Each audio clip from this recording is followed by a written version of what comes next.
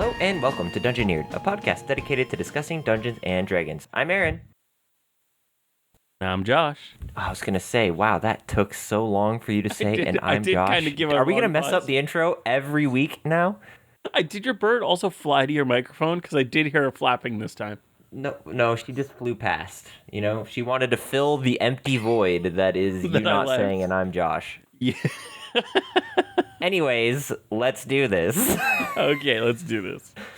It only took us 35 seconds to finish the intro. No big deal.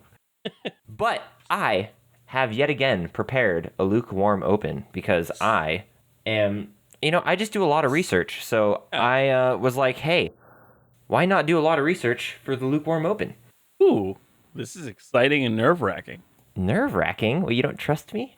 I definitely don't trust you. I can say that with absolute certainty that I don't trust you. Wait. Give me 5 reasons. No, okay, 5 is too many. Give me 3 reasons why you don't trust me.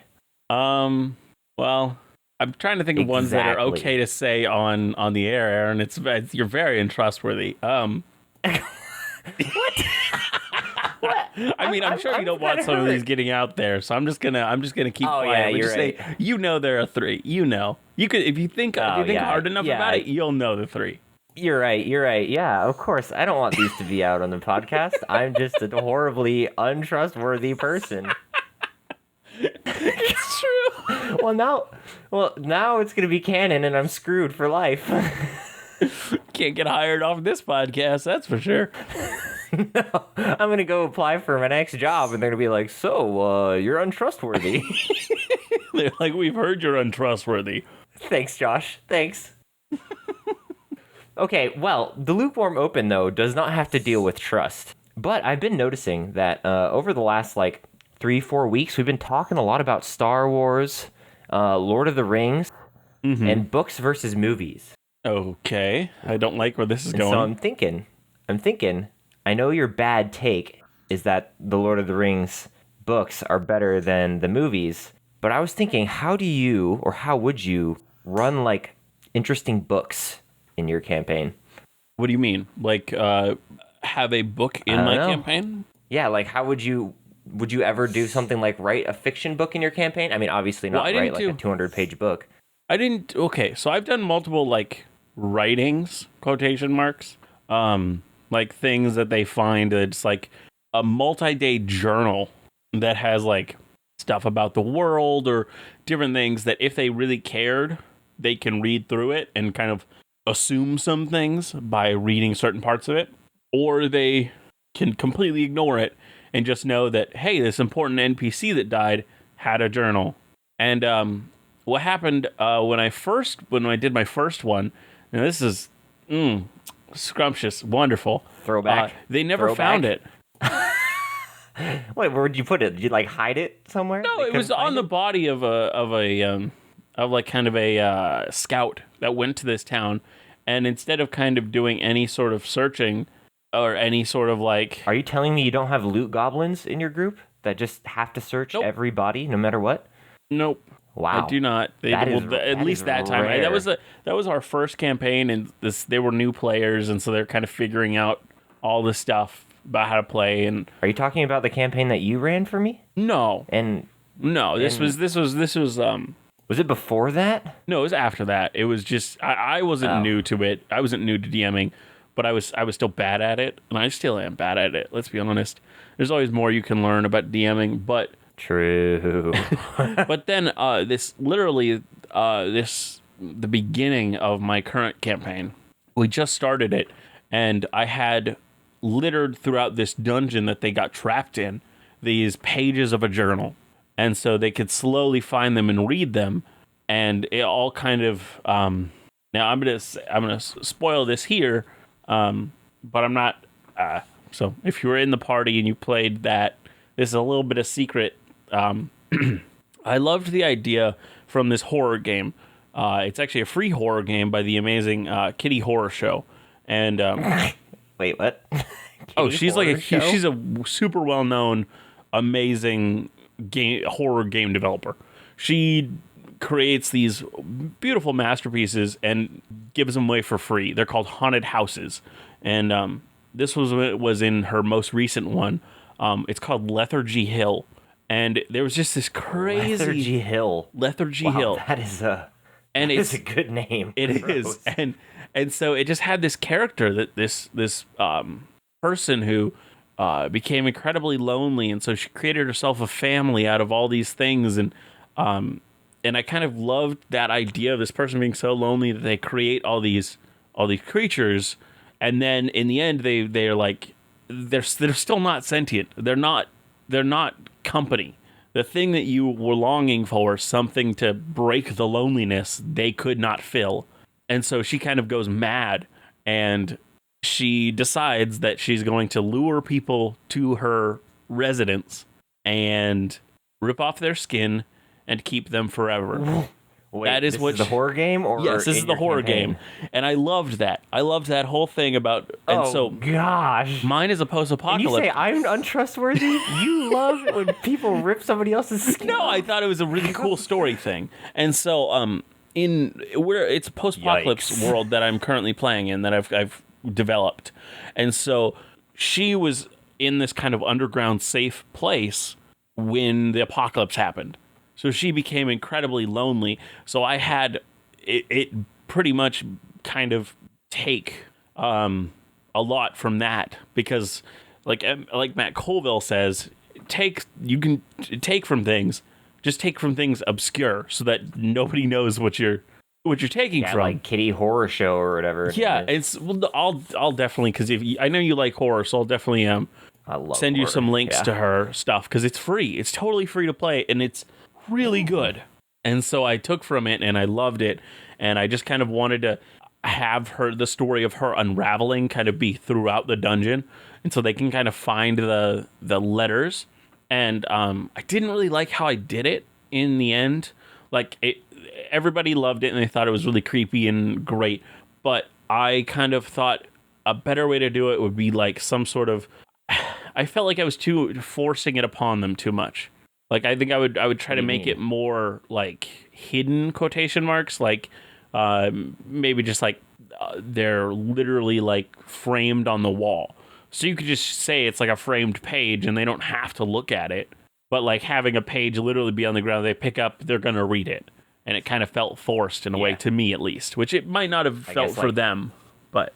Yeah, I guess like pages along the ground can just be like, you have like, here's to read this, because they're just randomly on the ground. Yeah. And so I was like, I wasn't a huge fan of how that ended up, but yeah. And so doing books, like I'm really stretching the definition of books with mostly like journals and things, writings in general. Yeah, and so but I really like having like actually writing them out, and so I'm not always able to have the time to do that because it's very time consuming. But yeah, it depends. For me, it depends on what I'm writing. Like, if I'm writing a big religious text, then like, here's the summary. You're like, I do not want to write. But so not writing a Holy Bible over here. I also kind of, part of me enjoys. I like weird things. So in my previous campaign, they made a deal with a group that was kind of the group had not shown themselves in the best light up till this point. And so they were going to make a deal with them. So they went to a magic wizard, and they kind of like, we want to be like, make this like strictly bound. Like, we don't want them to be able to finagle out of this. So we want to make this a magic contract with them. And so I literally studied legalese and wrote a legal document, a legal contract between the two groups, saying that like, all these things, like they would do this thing, and if they would do this thing, and then if so you're telling me you wouldn't pass the bar exam just so you could write a D&D? I don't think I went that far, but D&D contract. But I even had like, if they are not able to fulfill this, then they have to give like a huge, like it was like 25,000 gold piece sum to the party and whatnot. But all of within the whole thing, the reason why I wanted to write this whole thing out is because I wanted the group to get out of it. The group did not want to fulfill their contract, which is why the party was like, we got to make them write a contract. So I gave them the chance. They read it. They had multiple weeks to read it and kind of see if they wanted to change anything. And they did have a few things that were like, I don't like that very much. But in the end, the The way that they could change aspects of the contract later on was it had to be decided by a majority of groups involved. Now, every single group mentioned in that document was it was technically a group involved. The party only thought groups involved meant them and the other people signing it, but it was every group mentioned in the contract, which the majority of them were on the people's side, and so they voted to not do it. But they had to give the sum of money, so they did get a huge chunk of money. But that actually reminds me of in my last campaign, in campaign 1 before the one that we're doing. The biggest mistake that I ever did, like relating to contracts, was that I did like a wine tasting event so they could sell wine. And previously they had, for my Halloween special, I did like a horror like one shot. Same party, same people, like same group. It was just kind of like an off spin. Like as they were walking, they ran into this like haunted mansion essentially. But they ended up getting like really old famous wine that was like no longer produced. And so at this wine tasting event, they decided to like pretend that they were wine merchants, and they essentially put this wine into like wine tasting like cups and stuff. This like famous wine that is no longer available, and so everybody was drinking it and thought it was like the best wine. And they ended up, the party with like really good rolls and stuff ended up like selling like 120,000 gold worth of like sponsorships to create this wine to like make a bigger winery, and they just scammed everybody and left. That's probably my biggest mistake that I think I've ever done, because they had so much money for the rest of the campaign. I mean, but that's still fun they can. Oh, it was great. Think through they were you've already given them. Yeah, they were using it to like buy an army, because that's what they wanted to do the wine tasting event for, to like try and scam people. And it worked out really well. But I also kind of regret it, because they had so much money that they never ended up buying an army. They never ended up doing anything like that. They just had 120,000 gold or whatever, and just was spending it on whatever they wanted. Well, I think I'm going to cut the cold open there. Fine. So for this topic we're going to get into, I actually partially researched other topics this week. So I have like prepared like half of other episodes already. But ultimately, it's good for future. Yeah, but ultimately I wasn't satisfied with them. And so I just kind of forced myself to decide on one of the topics that I'd already had like wanted to do. And I just decided that's what I'm doing. That's what I'm going with. So the topic I ended on is actually going to be a two-parter. It's an alien race from Mass Effect, but its story leads to a major event with another alien race. So this week we're going to do two alien races. Yeah. Well, no. So this week we're going to talk about one and set up a major event that we'll talk about in the second and next episode. Got it. Yeah. So the lore about each will actually have some crossover where I'll kind of reiterate a little from this week. So this week we are going to talk about the Rachni. Now in Mass Effect, which this will spoil a bit about, the Rachni have become kind of galactic boogeymen. They are extinct because the galaxy joined forces together against them. Historically, the game takes place after this extinction. Now, before I dive too deep into the Rachni, I'll explain really roughly, like very roughly, I cannot express that enough, the world of Mass Effect. The rough story of Mass Effect... Is it weird that I've never played these games? Yeah, you haven't played any of the amazing BioWare RPGs. Like, you didn't play Dragon Age, you haven't played Mass Effect. Yeah, I have Dragon Age. I've never played it either. Yeah, they're so good, dude. I'm so excited for the Mass Effect Legendary Edition. Oh, it's going to come out later this year. I don't even know what that is. Oh, they're remastering all of them and releasing them, where you can have the game remastered and with all the DLC and whatnot. And, like, I know I'm just being a sucker by buying it, but I'm still going to do it. I mean, why not? I literally have wanted to I've been waiting to replay those because I really want to, because every so often I just do, because I just love the Mass Effect series. I've literally been holding off, just like, okay, just wait until the Legendary Edition comes out. I want to go in fresh. Like, I would be playing it Isn't it just like a shooter, right? But it's an RPG and it's so good. So good. I literally know nothing about them. Yeah.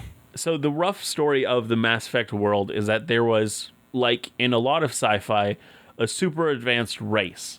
In this world, they're called the Protheans. who went extinct long before, leaving super advanced technology just around. The major tech that they left were called mass relays, which were stationed in each of the major solar systems in the galaxy. Now, one of these mass relays was stationed near another massive structure the Protheans built called the Citadel, which is like a massive structure you could live on. Now, the mass relays... Do you get to explore it in the game? Yeah, it's actually like a main trade hub. Like, it's a city. It's a full-on huge city. Oh, cool. Yeah. Oh, cool. Yeah, so the mass relays allowed people to be shot from one and caught by another, allowing for insanely fast travel between solar systems. So, slowly life would develop in a bunch of these... Wait, did you say between solar systems? Solar systems, yes. So, Wow. Yeah.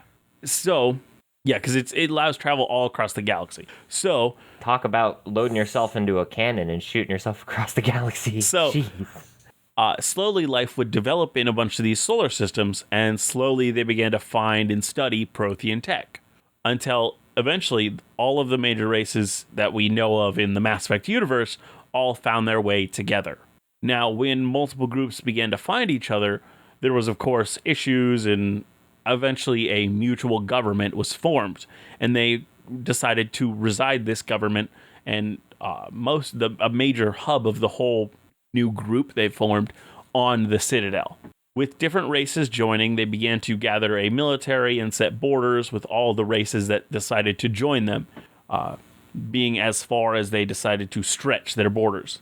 They would defend and protect people a part of this Citadel space.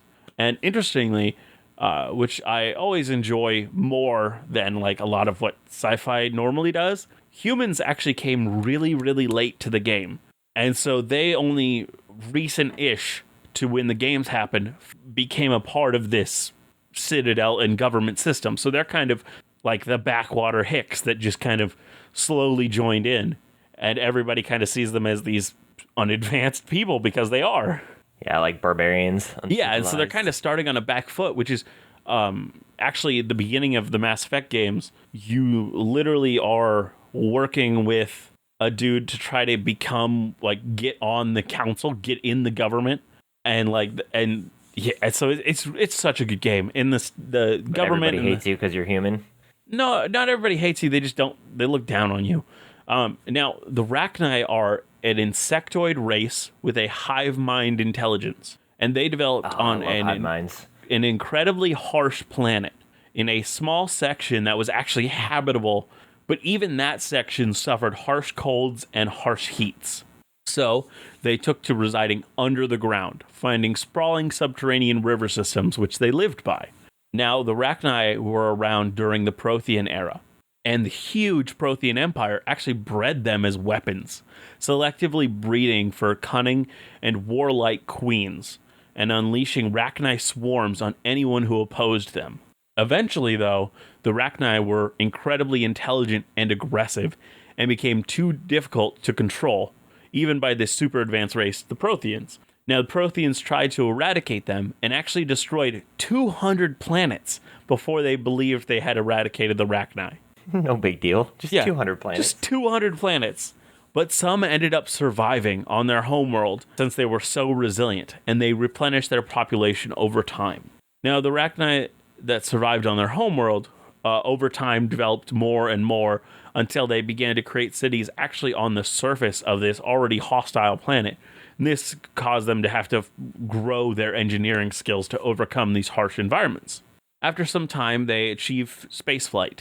Now, in Mass Effect, to overcome a lot of physics problems when it comes to traveling at faster than light and different things like that, they created a special element called Element Zero, which kind of helps with a lot of things like reducing mass so that you can go faster, and a lot of different things that kind of help get over those hurdles. Classic. It's magic. That's pretty much what everything does. And so the Rachni discovered a huge amount of this Element Zero on their neighboring planet.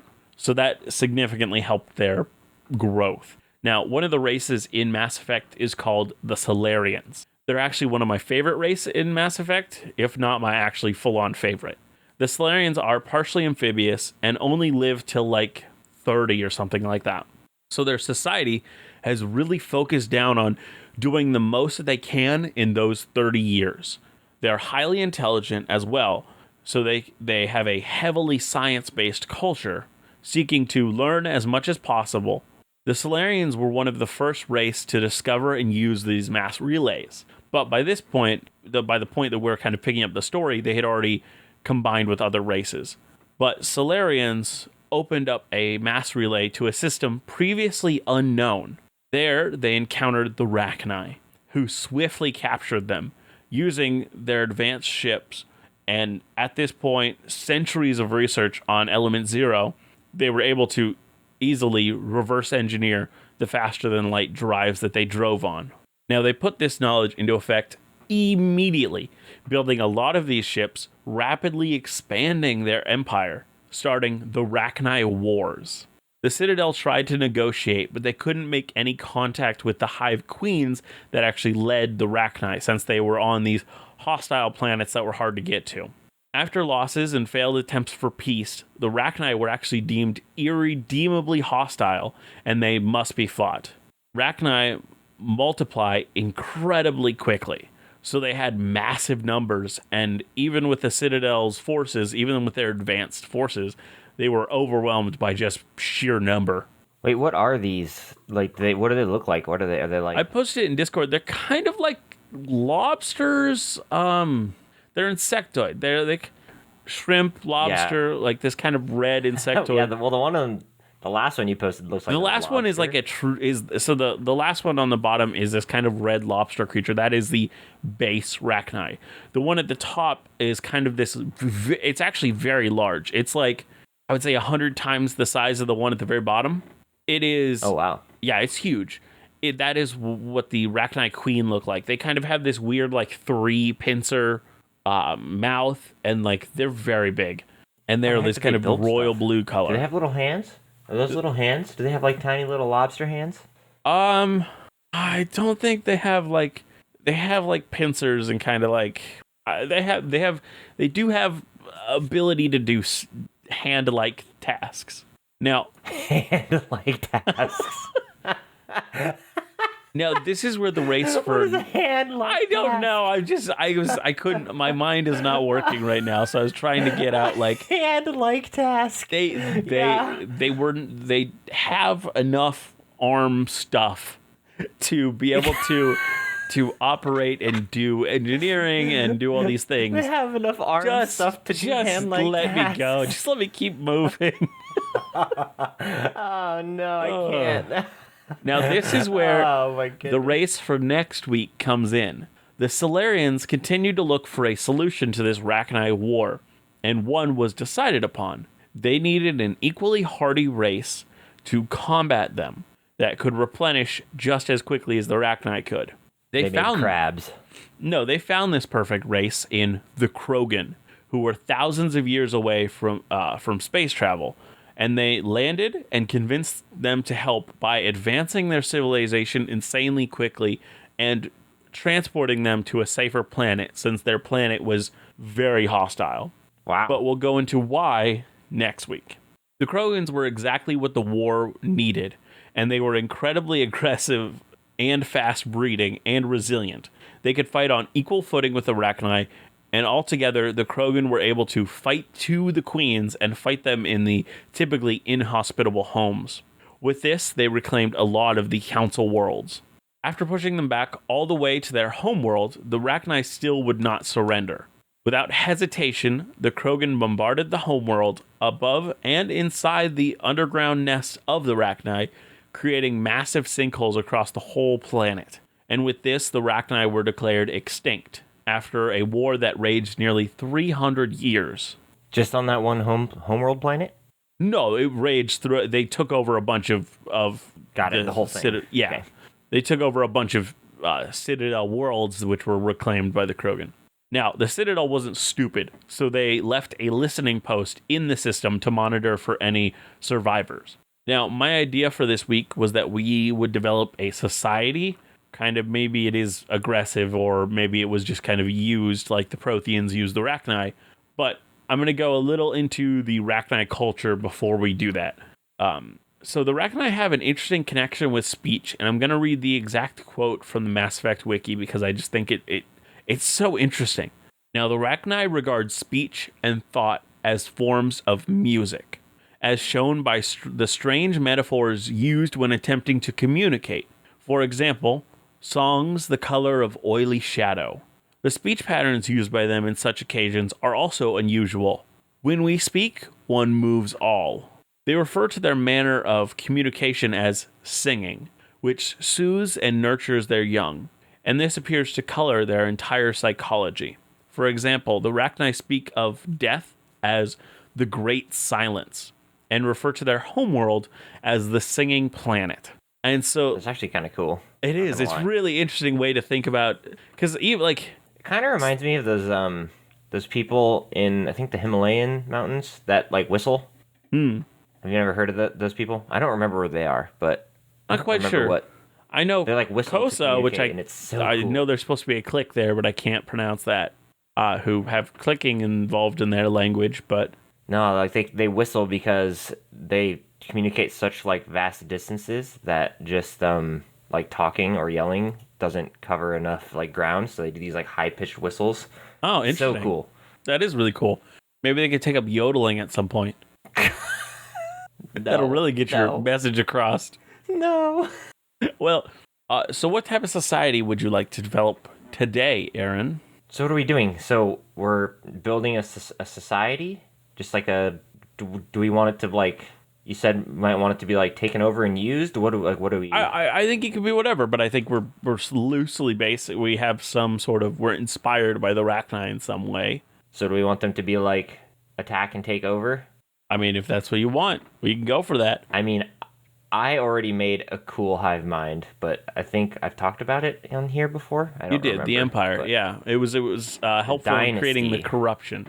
Yeah. The dynasty. You're right. I think I made that mistake last time as well. Probably, I don't Empire. remember, but yeah.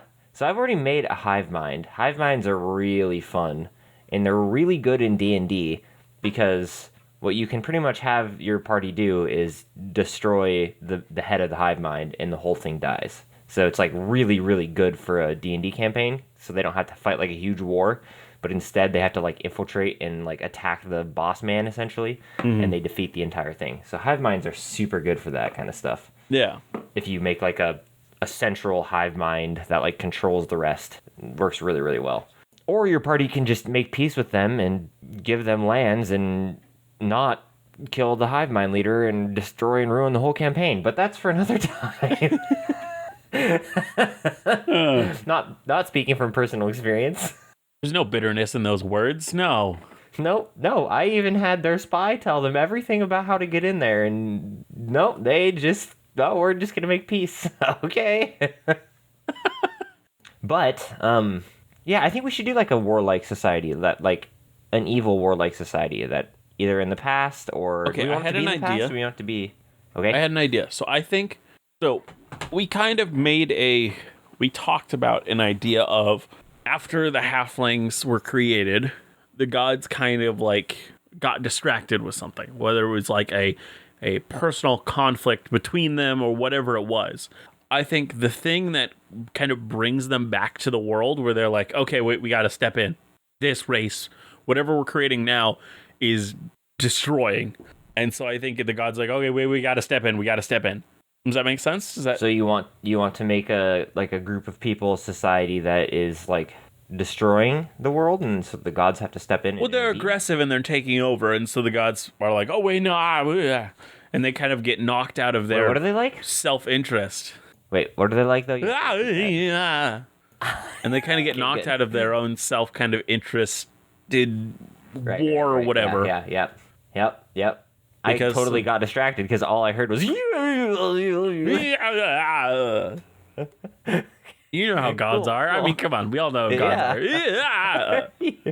That's how they communicate. I almost did a spit take right there, dude. Now it's close.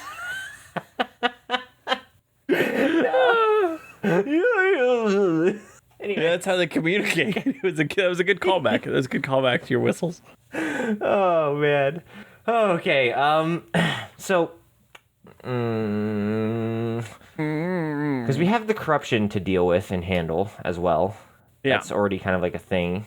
Well, yes, I think the corruption is 100% separate from this. I don't think they're related in any way. Right. Absolutely. No, absolutely. But so, do we want this to be like in the past then, like directly after they? I don't know. created the I don't know last if they're extinct now, but it definitely started in the past. It was a problem from. Well, here's an idea. Last week we created the 7 cities that they like rose into the sky. Like, what if they did it because of this like society that kind of attacked and took over and like officially destroyed the balance essentially? Yeah, I think that was kind of what I was going for, because I was talking about how that was what awoke the gods from like, hey, we gotta start focusing on our world again, and So they lifted the 7 and cities. that was around the time that they, quotation marks, preserved some of their races. Okay, yeah, I like this. I think that's good. So what do we want this race to be or this society to be? Do we want it like are we just going to take from D&D and be like tieflings? Like what are we going to do? Like what do we want to do there? Actually, I mean, if you want to just take from D&D, I would take like Yugalos. Yeah, what's a good like D&D monster /race /society that like would take over something? Well, I think one that is normally ignored, but would actually be a fun one to do, would be like elementals. They're so rarely the enemy, but they also really could be the enemy. Yeah, I mean, I don't know much about. Are there a lot of different types of elementals that aren't not as much as I would like? But tornadoes of water.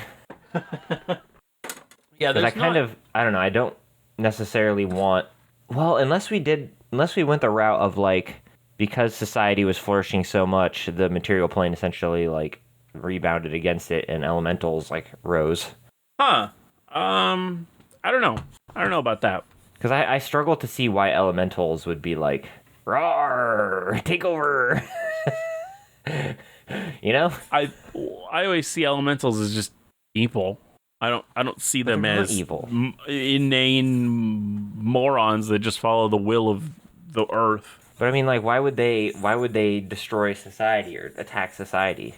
Society was hurting them because they can. I kind of want it to be more fleshy. You know what I'm saying? Gross, but yes.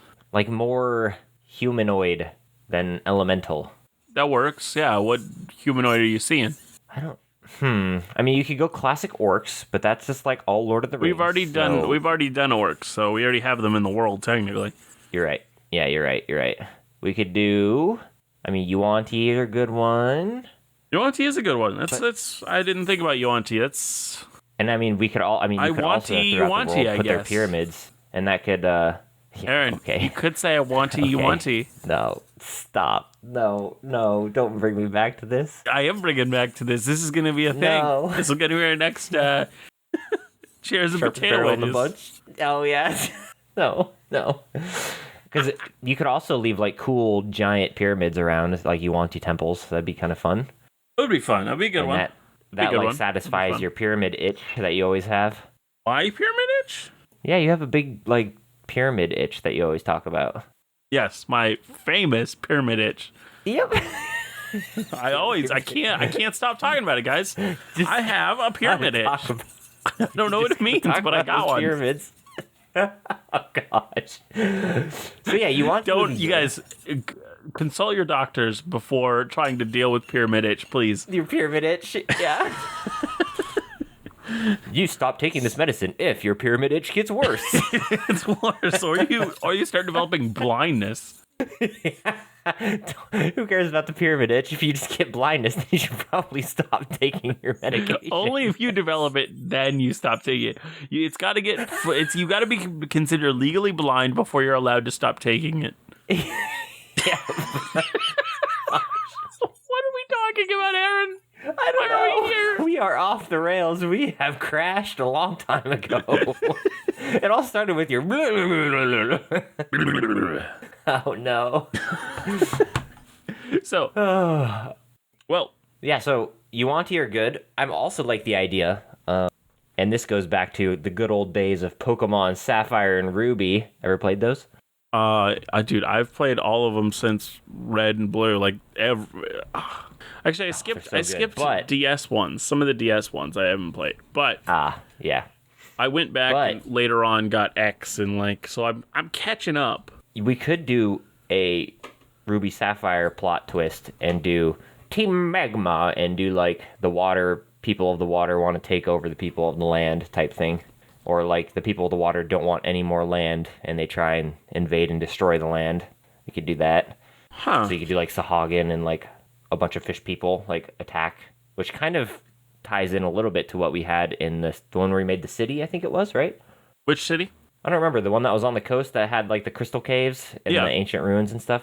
That kind of No, ties the into one that and came, the thing corruption that came kind out of the ground, it was like corrupted beings by the Swagan. Ooh. I mean, by the corruption.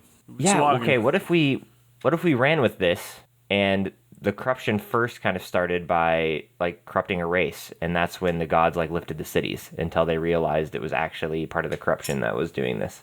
That is interesting. I like that. It all ties back to Because then it all ties back in, and we don't get distracted with different campaign ideas, and we stick to the same.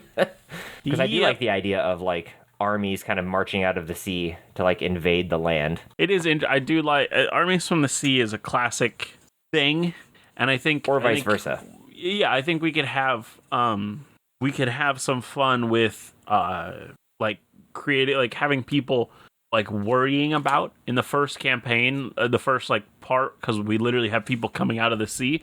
They could worry that they're coming again, and like have it be a big thing where they can Right. learn about the history before, if they ever actually come across it. So what I'm thinking, how we do this is the corruption first started by corrupting this society, this race, Yeah. because it wasn't able to like spread outside of like a host essentially. And so after this giant war between whatever society they corrupted, they ended up creating the corruption that now like sprawls across the land. And then humanoid society like came back down and like are now fighting the corruption. But over the millions and millions of years, they've essentially forgotten and lost their heritage and forgotten about the seven cities. And the key to like defeating this corruption lies within one of the seven cities. Okay, interesting. And Hence, so search is for the this seventh race the city. Swahagan, or are they like aboleths? I don't know. I like it to be more of a society than like a race. Like Okay. I can't see So why it's we like a don't have mixture like of. yeah, like I don't see why we can't have an aboleth controlling a bunch of different sea creatures. You know, like Swahagan, you know, all that kind of stuff. Sea I mean, I don't elves. know much about the sea creatures in D&D. Yeah, yeah. I just like the idea of like a bunch of races all like kind of got corrupted, and maybe even like we have the because we created like the Titans and stuff. Yeah. Right. Like maybe we even have like some sea Titans and stuff involved that kind of like attacked onto the land. That would be interesting, yeah. Kind of this huge devouring force, and so the gods essentially lifted up these cities to escape the oncoming tide, no pun intended. And so these societies, to keep the balance of the world, now flourished up into floating cities, and then one was kept. One was like the perfect city, and that's the one that remains, like the one that isn't abandoned anymore, which is the seventh city that we made. Yeah. And you're saying that's where the tools to defeat these things are? Yeah, I like that idea. I like the idea of like the seventh city that's still in perfect balance has at least some sort of insight or something. So like search for the seventh city essentially is like the I search want for it. how I want it to be defeat kind of like destruction.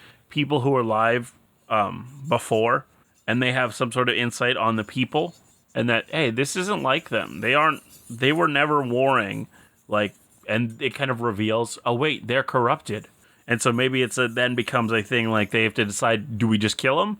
Do we uncorrupt them? Like what? How do we even do that? Yeah, like I like when they find the seventh city, there's like we did talk about books, which is funny. We talked about books in the Lukewarm Open, but like ancient history texts, even maybe some people who have lived a very long time, like you were saying, like maybe elves or whatever, if we wanted to do elves lived thousands of years or whatever. Yeah. Like some of their ancient people. Ooh, we could even do that society that we created, I don't know, 2 weeks ago, 3 weeks ago, that have that like ancient emperor guy who's like continuously alive.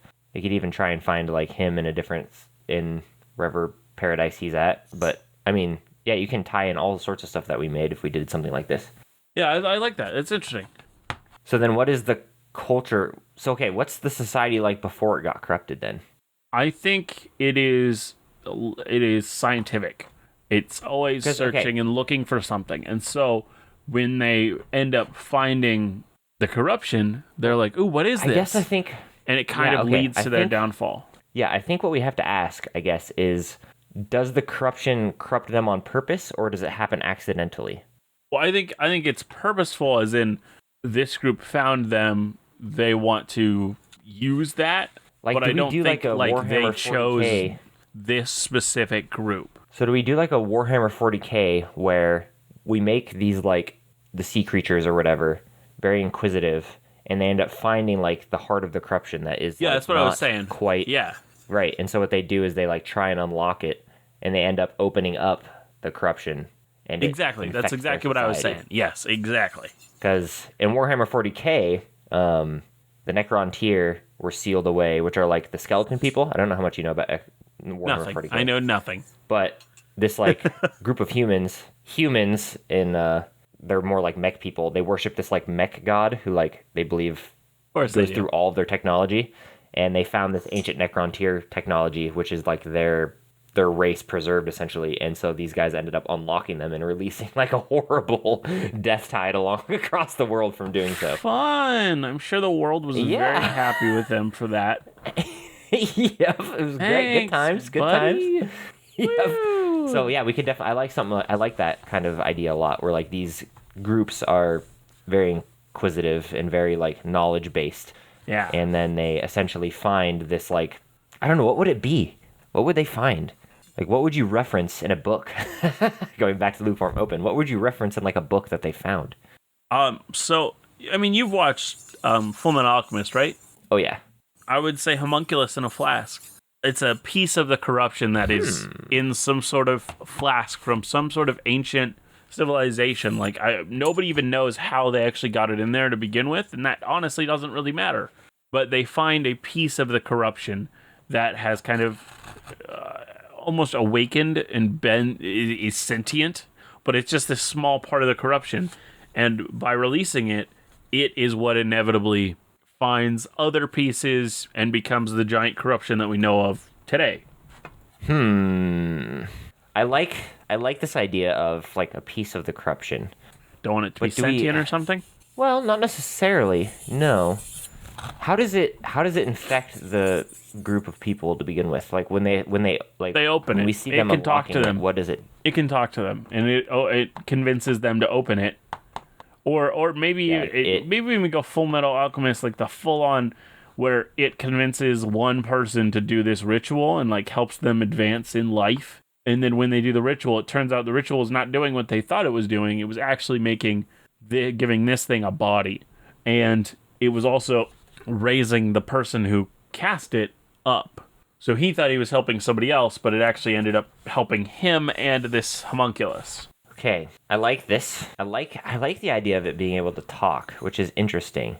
What if we did like a like mad mage type of thing where like it convinced somebody to like give them their body for like power, like supreme, almost like a warlock patron, I guess, but like supreme power, and he ended up like essentially being able to like this. Okay, I got it. So this corruption, this like the corruption gave the power to essentially to this mad mage to like be able to control, going back to the hive mind type thing, be able to control the entirety of the undersea, like the sea, the creatures in the sea. And what he had to do was like corrupt each individual with this power that grows inside of him.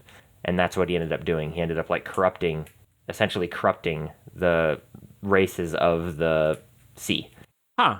So whatever this corruption essentially gave him, he offered himself as a host to gain power. But what happened is that it gave him like the ability to spread the corruption to these races. And so what happened is he ended up like spreading the corruption to all of these races. Like however that happens, I'm not sure, but which then essentially gives him complete control. If we go back to the hive mind of the people we talked about, essentially gives him control of these groups, and he like marches them onto the sea or onto the land, and they attack. And then at the end, when they pretty much win, the corruption's goal is to take over the Titans, right, of the material plane, so that gains control. the Mad Mage essentially goes up to the Titan in the north and like sacrifices himself and corrupts the entirety of this Titan. And that's how we start the campaign essentially.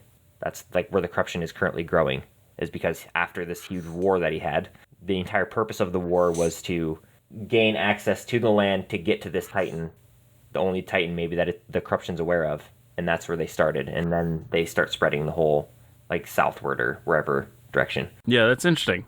That's really interesting. Because then, if we stick to the hive mind type mentality, then what happens is when the party like goes and fights this corruption, they can essentially go into this like corrupted Titan and fight the guy who's still in it, who's essentially still corrupting everything. That's really interesting. Okay. Questions? I'm just kind of working it out in my head. Where do you? This is like a 10-minute monologue. Okay. So with this, okay, why did this person sacrifice themselves? I'm still a little confused on that, because I see that they made this deal to kind of gain this power. Well, I think why they're just in the no end longer would they? themselves. What? So I think it's just more like they're no longer themselves and they are the corruption now.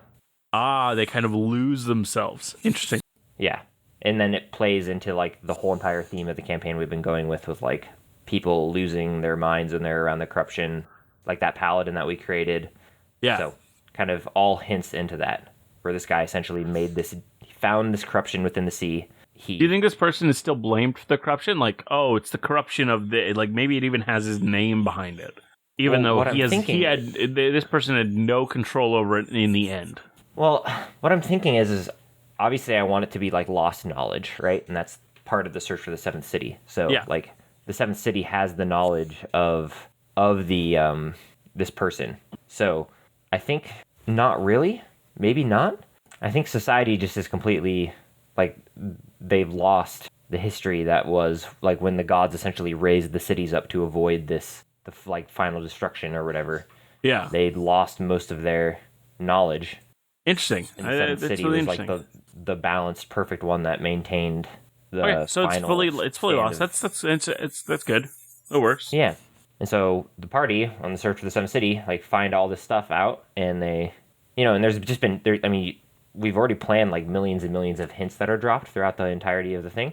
Yeah, the campaign of people losing their mind around the corruption. Its ability to corrupt and take over and take control of things. We had the hags and stuff do that kind of stuff as well. Oh wait, I think it's a really good. So do you think that this person, I don't know whether they're sentient or whatever, like they've maybe when this person risked themselves, killed themselves for the corruption, their like body somehow became a part of it. And so, like, maybe maybe the party has seen physical, like, have physically talked with the corruption by this late game search for the seven cities. And so, all they know, they kind of think that it's this person, only to find out that no, even this person didn't have control of it. That is just the corruption. Because it sounds like you want it to be a reveal that, and you kind of drop hints about it, but it's a reveal that, hey, this is not the enemy. So, maybe. I think I like the idea more so of all these hints that the party finally like collects together and they get it right, more so than it's a plot twist. Because I think there's enough like plot twists that occur throughout the entirety of the campaign that we're already kind of planning. Yeah. That the final one, when they get all their hints right, they get it actually correct. Because I think that's more of a fun achievement for a party. Yeah. So I think that's more of what I'm thinking of. But what I like the idea also is to go back on this race. Like, they assault the land, they get all the way up to this Titan, essentially. They fight their way all the way up there to corrupt it. And I like the idea of there being some sort of story of, I don't know if I want to do like cliche ritual where like he sacrifices a bunch of people, like a bunch of stuff to fuel the corruption, to be able to start this corruption. Like, I don't know if I want to do that typical or maybe just like a horrible sacrifice. I mean, but that would just fuel a ritual. But I want there to be something that happens to all of these creatures that attack the land as to why they no longer like control the land. A betrayal? Like maybe these, like, I think, yeah, like I like the idea of by the corruption, where the corruption ended up just using them And Well, I like the idea of... It's hard not to make it a sacrifice. well- You're right. Well, what I'm thinking is instead of like a ritual or sacrifice, he marches his army up there, and the entirety of the gigantic army that he uses to invade, and essentially he turns them all into the corruption goo that we now have. So, Ooh, so they tell him it's some sort of like ritual to taint the Titan, but in the process it taints everyone. well, I'm thinking he's already corrupt at this point, so he orders this march for the entire sole purpose of killing them all and turning them all into corruption. Like using their flesh to turn them all into corruption, to start the corruption process. Yeah. And that's why we don't have a lot of like sea races. That's why a lot of places are abandoned within the sea and like ancient lost Atlantis temples and stuff, because he killed a huge portion of these like sea races. Interesting. Because he like the Great March, he like marched them all out from the sea to celebrate their victory over the land, and then essentially killed them all to fuel the corruption. You think there are some of these sea races in the Seventh City? Yeah, I mean, well, I don't know. The Seventh City is made up of the original, like, 7 races.